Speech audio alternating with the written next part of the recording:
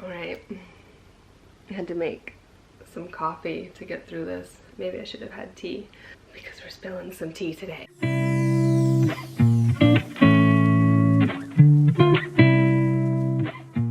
Aloha, welcome everyone. In today's video, I'm going to be sharing with you Adriene's letter. My name is Icelyn. I am her mother, and this is a letter from her father, and I felt it needed to be out there someday. And today I was just like, you know what? You need to do it. Get it done. So I have a whole playlist and videos sharing this story. I knew I was gonna get emotional. I just didn't think it'd be till I got like deep into the letter. And it's so cool to be to this point. Like, these are somewhat tears of happiness and joy because it's the other half of the story, you know, part of it. There's other parts of the story, other perspectives and opinions of probably how things went down. But it's always been my word against my mother's, so to say, because we were the only ones speaking.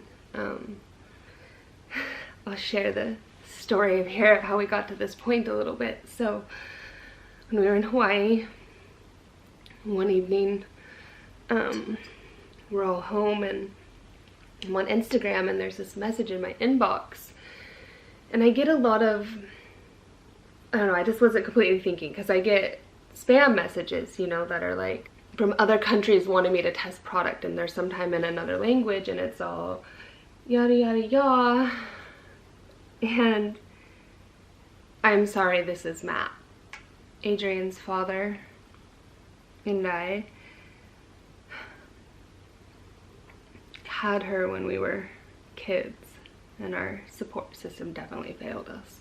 And then it's like he fell off the face of the map. I didn't even know if he was still alive. I assumed he was up in Alaska. He was alive and healthy, and that was wonderful to get to have our relationship like brought back together, because I always loved him. We didn't want to break up. I didn't intend to get married to Micah and have kids with other people, so I was just thought I'd end up back with Adriene's father. I did not see myself with Bridget's father. I guess just that's honestly what it is. So that was kind of selfish of her, Bridget's father, and I, to be fair. I always talk too long instead of just getting to the point. I apologize. For those of you who just want to hear this letter, I have been told and have known that I should write a letter or this story, or I've wanted to share it, but I just couldn't, and I have to give Adriene's father, Matt, so much credit for doing this, because I can't imagine what this was like for him. And just as I read it and I read it and I read it, and I was like, this is a missing piece of the puzzle. So if you're here for this story and you know, or you're caring and you're wanting to know, this is the missing piece for the puzzle in my eyes.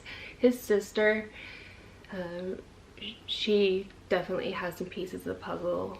I don't know about his mother as well. Last time I spoke with her, her perspective just wasn't, you know, the same as I anticipated to be. There was a lot of blaming on me, and I'm just like, dude, my choices, a lot of people made some choices. Mine felt forced on me, not choices. Not like it was a choice, like this is how it's gonna go. Basically, we're just telling you, and we're gonna keep stuff from you. So let's do this. Exactly how I feel. It's like he takes the words right out of my mouth. How does one begin? I might ask myself. And I wish this was coming from his voice and not me, because this is his letter. I sit here nearly 17 years after the fact, and I'm trying to figure out how to explain myself and the wrongdoings I did to you. 20 years ago, I was skipping school with an old friend of mine.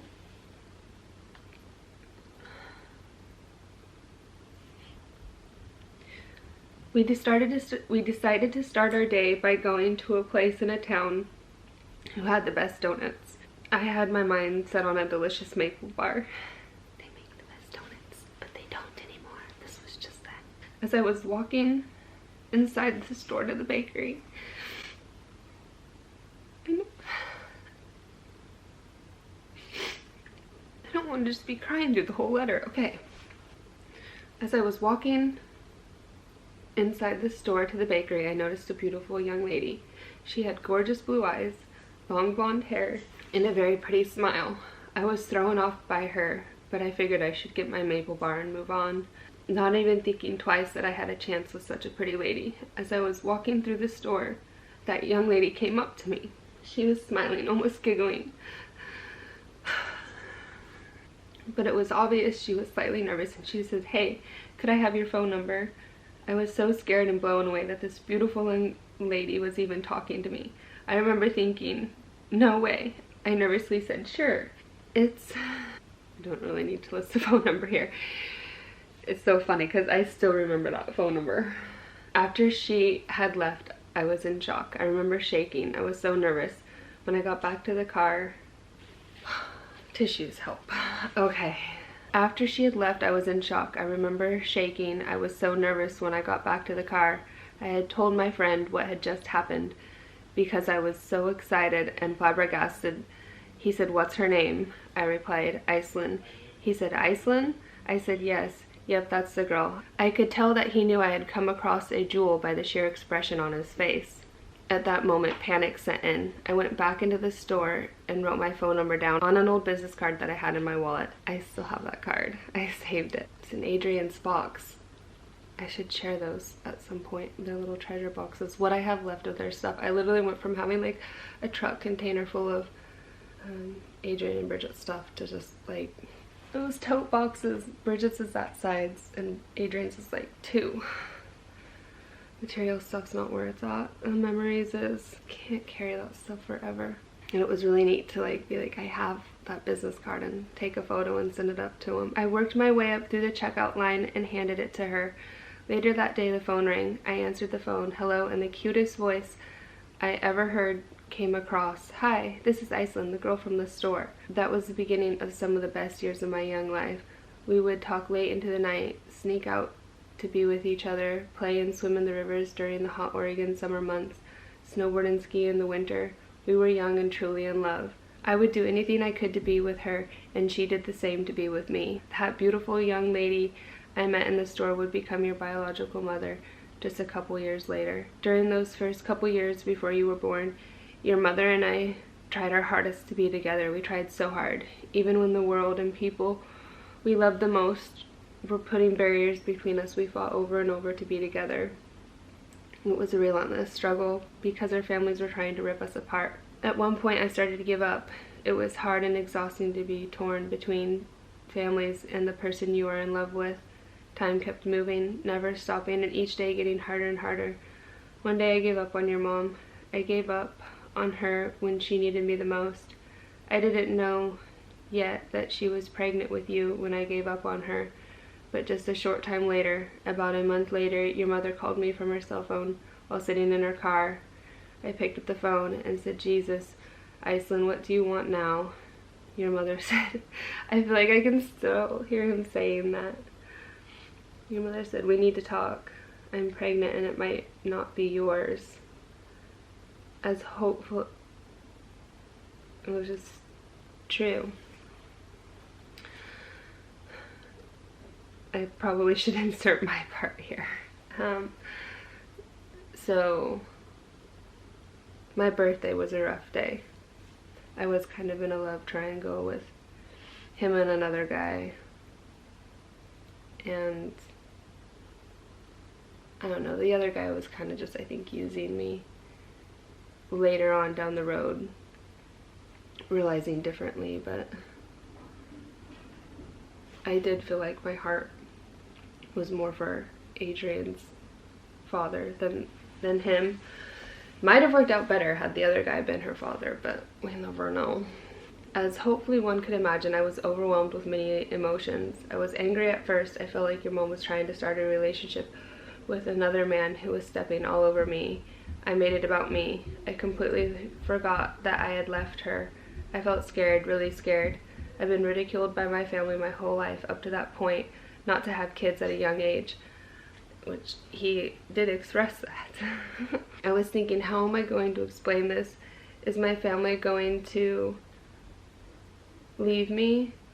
Then I felt extremely sick. Sick for days at first, and then into weeks. So many emotions going on for such a young man.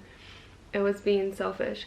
I made it all about me. It never crossed my mind how your mom was dealing with this. I was so mad at her because I was jealous that she had tried to move on. I was too young to realize my heart was hurting. I think that was my parents kind of more nudging me to be with the other guy. Not knowing that it was my heart that was broken, I lashed out in anger. I immediately started to backpedal, trying to get away from a hurricane of emotions. I started to use your mom's other relationship as an excuse and a reason that you, Adriene, possibly weren't mine. I took that and ran with it. I abandoned your mother completely and started to convince myself that the chances were slim. So now that we know I was a young, dumb man, I started to live a false life. I lived a life like I had no shame. I continued like nothing happened at all. Nobody knew but your mother and I. For some reason, I felt like the issue would resolve itself and life would go on as normal. But there's always a shadow following you when you're trying to run and forget something. Like I said, I was sick. Each day got worse and worse. My body would try to keep moving forward, but my mind was always lagging. It was holding on to the truth. I couldn't escape the truth. Each day that went by, I was sick. I was asking myself, how am I going to hide this from my mom? How am I going to explain this? How am I going to afford this? What am I going to do? Well, it turns out you can't hide pregnancy. Imagine that. One day your mother wrote a couple letters. She wrote a letter to me and slipped it under my apartment door. This letter was not a kind letter, one would say, but it was direct.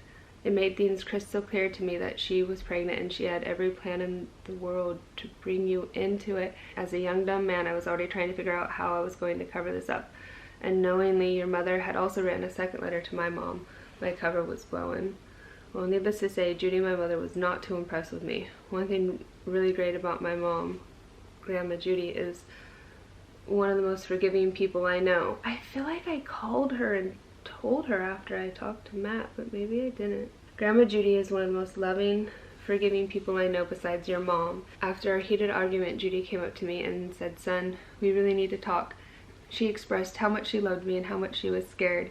Grandma Judy told me that we were going to accept what happened and put our best foot forward. At that point, I felt like the whole world was lifted off my shoulders, and I had my mom with me by my side, and I felt like I could slow down and try to work through this. I gave all my gratitude towards Grandma Judy without thinking twice that truly your mom had given me the gift by contacting her. It was your mom, not me, not Judy. Once again, I pushed your mom out of the way and made another false scenario in my mind. Now feeling like I was on top of the world, feeling like I was going to have to help, and advice was such a big thing in my life, I sat back and waited. I listened. Wow.